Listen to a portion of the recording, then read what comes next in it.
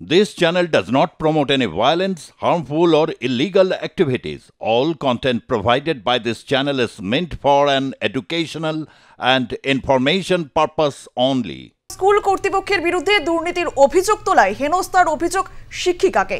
দোষীদের শাস্তির দাবি চেয়ে ফেসবুক লাইভ করে আত্মঘাতী শিক্ষিকা। এই ঘটনায় চাঞ্চল্য ছড়ালো বরানগরে।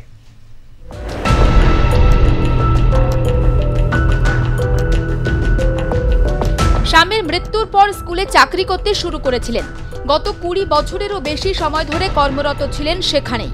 কিন্তু এবার সেই স্কুলের বিরুদ্ধে একাধিক অভিযোগ তুলে ভিডিও বার্তা দিয়ে নিজের বাড়িতে গলায় ফাঁস দিয়ে আত্মঘাতী শিক্ষিকা। বৃহস্পতিবার রাতের এই ঘটনায় ব্যাপক চাঞ্চল্য ছড়ালো বরানগর মাতৃবন্দী লেন অঞ্চলে। মৃতার নাম Jasbir Kaur. Khalsa model senior secondary স্কুলের কিন্ডারগার্টেন সেকশনের শিক্ষিকা। বাড়ি বরানগর মাতৃবন্দী লেন এলাকায়। 2003 সালে জসবীর কৌরের স্বামীর মৃত্যু হয়। গত 5 বছর ধরে স্কুলের নতুন ম্যানেজমেন্ট সহ প্রিন্সিপালের বিরুদ্ধে একাধিক বেনিয়ম ও দুর্নীতির অভিযোগ তুলে সোচ্চার হতে দেখা গিয়েছিল তাকে। আর সেই কারণে তাকে হেনস্থা করে কোণঠাসা করার চেষ্টা করা হচ্ছিল বলেও মৃত্যুর আগে ভিডিও বার্তায় অভিযোগ করেন জসবীর। তিনি এও বলেন, ন্যায় বিচার চেয়ে চরম সিদ্ধান্ত নিতে তিনি বাধ্য হচ্ছেন। সেটা উনি বলতেন যে আমাকে 1 বছর 2 বছর আগে থেকে এরা করে যাচ্ছে, টিচার ট্রেনিংয়ের চিঠি দাও, এই করো ওই করো। ওই মানে বহুত টেনশনে, মানে বারবার ডেকে বলতো যে তোমার একটা টিচার ট্রেনিংয়ের সার্টিফিকেট দিতে হবে। উনি 22 বছর ধরে এখানে পড়াচ্ছেন, তো ওনার ট্রেনিংয়ের সার্টিফিকেট এখন কি সার্টিফিকেট দেবেন? উনি ভিডিওতে বলেছেন যে আমাকে এখন 22 বছর আমি চাকরি করছি, আমাকে একটা যে আমি এতদিন ধরে এখানে যে পড়াচ্ছি, আমাকে একটা সার্টিফিকেট দেওয়া উচিত আপনার, যে আমি এতদিন এক্সপিরিয়েন্স সার্টিফিকেট দেওয়া উচিত। ওইটাই তো হয়ে গেল ওনার টিচার ট্রেনিংয়ের। 20-22 বছর ধরে উনি এখানে পড়াচ্ছেন, তা ওনাকে এখন সার্টিফিকেট দিতে হবে?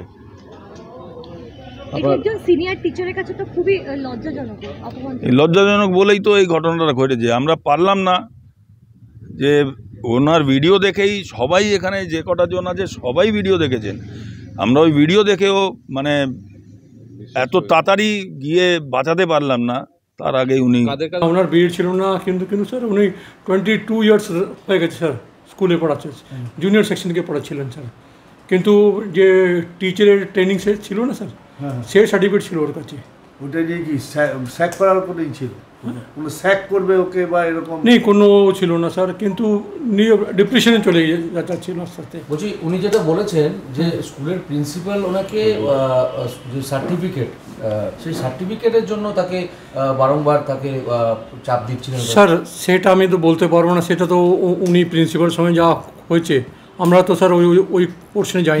মানে কীরকম ছিলেন, স্বভাব কীরকম ছিল? স্বভাবটা মাইডিয়ার ছিলেন স্যার, সবার সঙ্গে স্যার, আর সবাই ফাংশনে ওরা থাকতেন। সমস্যাটা কি ছিল, মানে স্কুল কর্তৃপক্ষের সমস্যাটা কি ছিল স্যার? সমস্যা এখন আমার ভিতরে কি সমস্যা আছে আমি কি বলতে পারি, একটা যে সার্টিফিকেটের একটা সমস্যা ছিল, সেটা নিয়ে স্যার একটু বিএড এর যে সার্টিফিকেট জি না স্যার, সেটা নিয়ে একটু টেনশন থাকতো। কেন স্যার? ওনার 1.5 বছর স্যার বাকি ছিল স্যার রিটায়ারমেন্টে, আর 2 বছরের জন্য 2 বছরের লাগবে স্যার বিএডের। যদি যদি চাকরির জন্য এক্সটেন্ড হয়ে যেত তখন তো করার লাভ ছিল স্যার।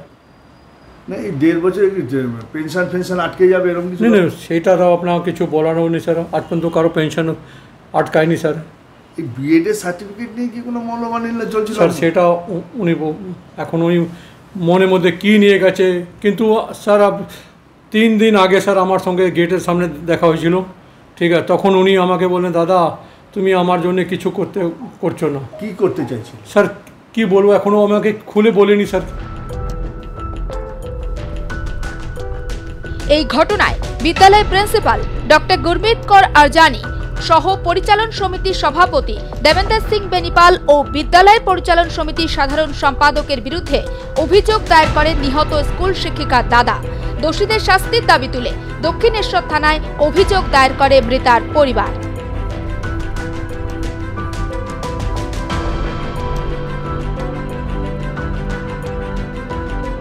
ব্যারাকপুর থেকে সুব্রত পালের রিপোর্ট আর প্লাস নিউজ।